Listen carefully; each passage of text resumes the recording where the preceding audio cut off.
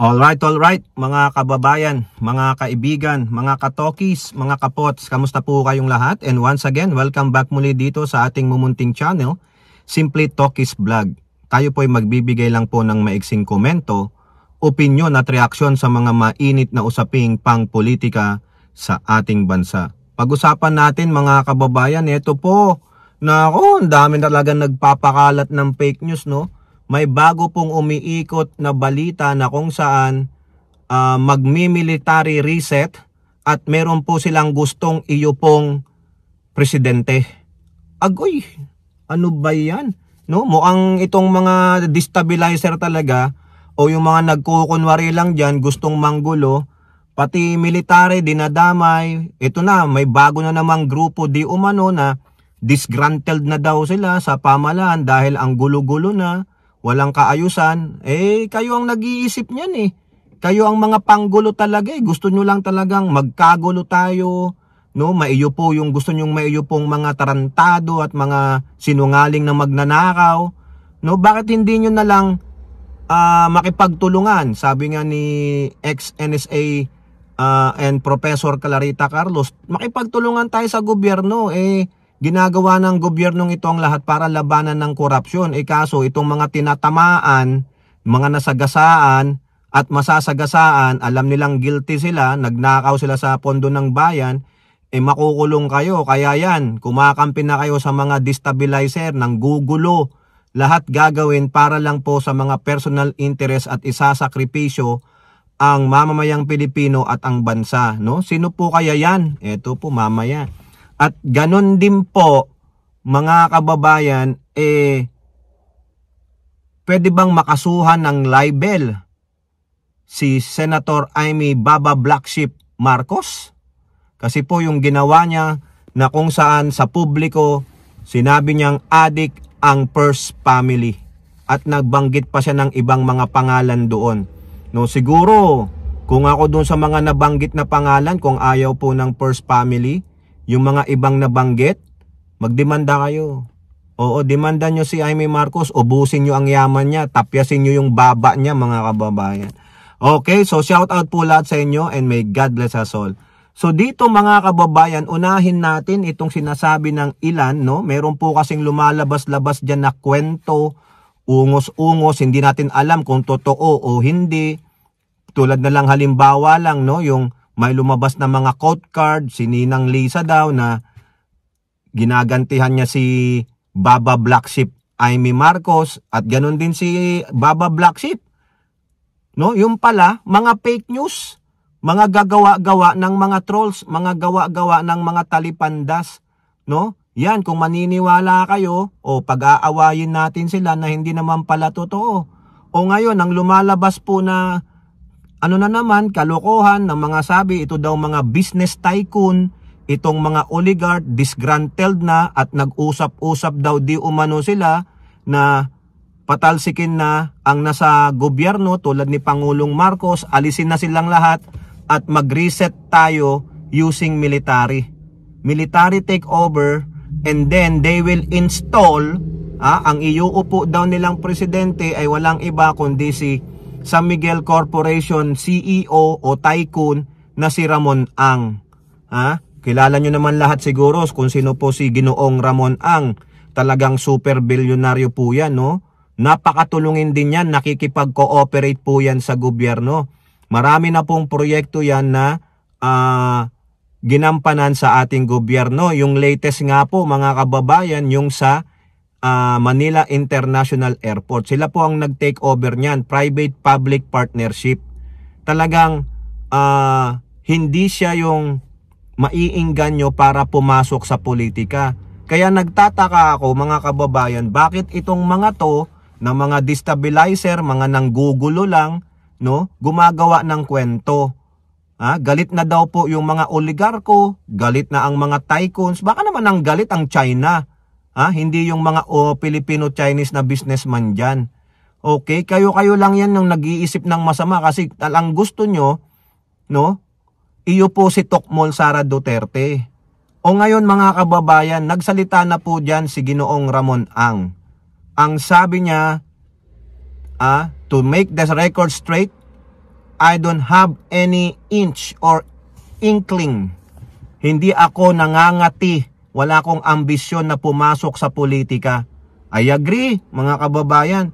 Kasi kung talagang gustong pumasok sa politika ni Ramon Ang, matagal niya nang ginawa yan. He have all the resources para po maging isang mambabatas o kung ano man ang posisyon na gusto niya. Di po ba? Pero sabi niya, no. Ibig sabihin, stop it. Wala akong kinalaman dyan. Ang gusto ko lang, magtrabaho ako, tumulong ako sa ating bansa. Magnegosyo na lang siya. No, kung papasukan niya pa ng politika ang kanyang negosyo, baka matulad siya sa iba dyan na ginamit yung posisyon para paunlarin ang kanilang mga negosyo. Magdadivest siya sa kanyang mga negosyo. Di ba? Isasakripisyo nyo ba yung kinikita niyang bilyon-bilyon kada buwan kaysa sa kakatiting nakita para lang mamulitika ka, sirain mo ang maganda mong pangalan? Kaya ako po, agree po ako kay Ginoong Ramon Ang, hindi, tutulong na lang ako sa gobyerno. Which is good, mga kababayan. Ang dami niya na pong pinagawa dyan. No? Tumulong po siya sa gobyerno. At what cost? Ewan ko po kung anong usapan nila sa Malacanang o kung sino man sa gobyerno. Wala po akong pakialam. Ngayon, kung masasaklawan ng ating soberenya, magigipit ang mga mamayang Pilipino o kaya maibibenta sa Pilipinas, dun tayo aangal. So par ngayon, wala pa naman akong nababalitaan. Kung meron man, kailangan verified by facts. Pero ang sabi ni Ramon Ang, hindi ako yan. Ngayon, kung meron man, totoo man yan na ang mga tycoons, mga oligarchs sa ating bansa, disgruntled sila. Di sana nakisama na sila sa rally ng mga talipandas. Isipin ninyo mga kababayan, kung totoo man yan, malamang, sumama na sila sa rally nun. Matagal na nilang ginawa mga businessman. I don't think so. Mga lang to mga idea lang talaga ng mga destabilizer, mga seditionists, mga treasonous posting, mga treason, no? Kalokohan, pati ngayon mga oligarko dinadamay na, pati militar. Ang sabi nga ni General Browner, walang mangyayaring takeover o kudita o military junta as long as I am the AFP chief. Huwag nyo nang idamay kayong mga destabilizer, tumigil na kayo. That's enough. Kaya tuloy, pati si Yot Man, yung may 51 billion na abuser na si Pulong Duterte, kinagat po yung posting. O eto namang si Yot Man, kung ano nang pinagsasabi, hindi niya muna antayin yung pahayag ni Mr. Ramon Ang, kung ano-ano makisawsaw lang. O di wala. Unconstitutional naman talaga yan kung papayag ang military sa gusto ng mga oligarch, ay hindi po pwede yan. Ibig sabihin, magkano? Ibig sabihin, binigyan kayo. Ganun lang po yun.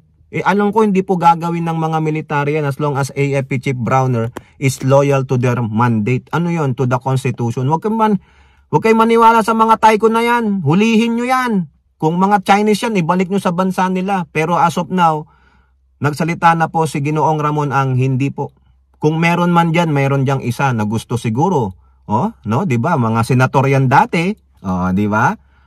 Tapos ang kung sakasakali man, pauupuin ninyo, mga in-check, never mind. Di ba? Yung mga bilyonaryo dyan, mga Filipino-Chinese, never mind. Hindi pwede.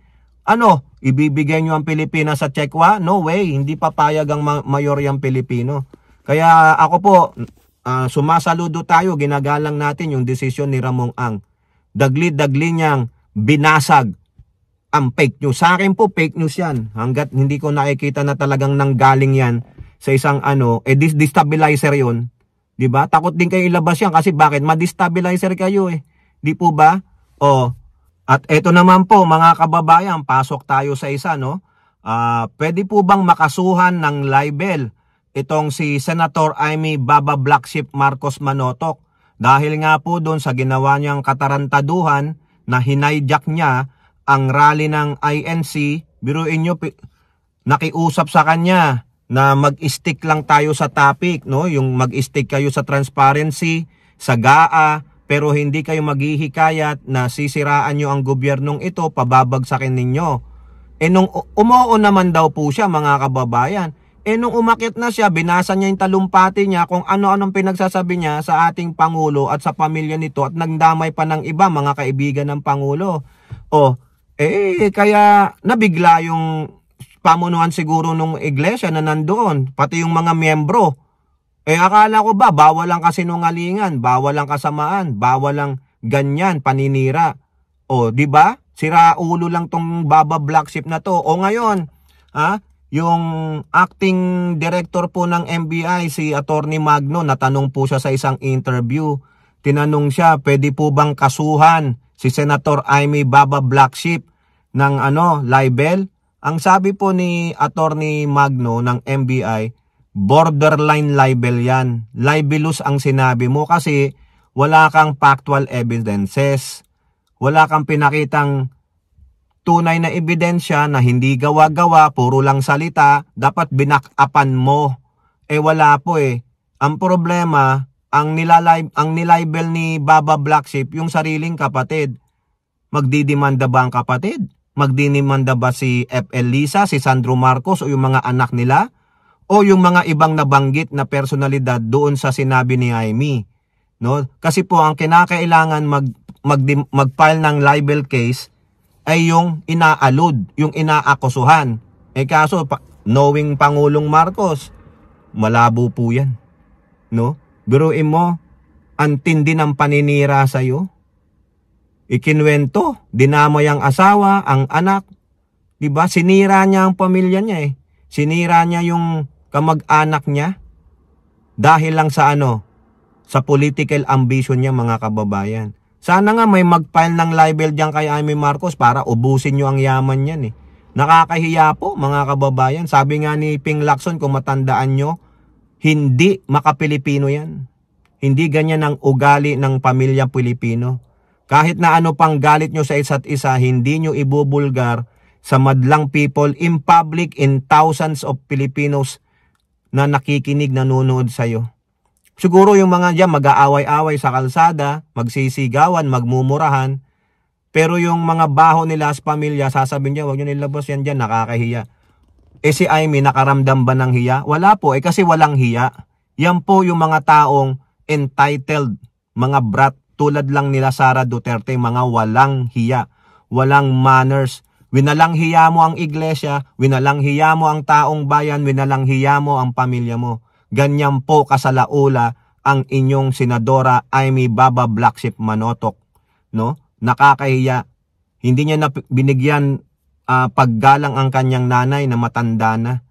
Yung mga bata, mga apo, anak ng mga anak niya o kaya mga pamangkin niya, apo sa pamangkin, wala po Talagang napakababoy, napaka hindi Pilipino. Tama po yung sinasabi ni Pangpilo Lacson. Maski na sa inyo, aminin ninyo, may galit man kayo sa mga kamag-anak nyo, hindi nyo ilalabas ang baho niyan sa madlang people. Pwede, kwento nyo sa kaibigan nyo, i-chismis nyo, pero hindi maririnig lahat.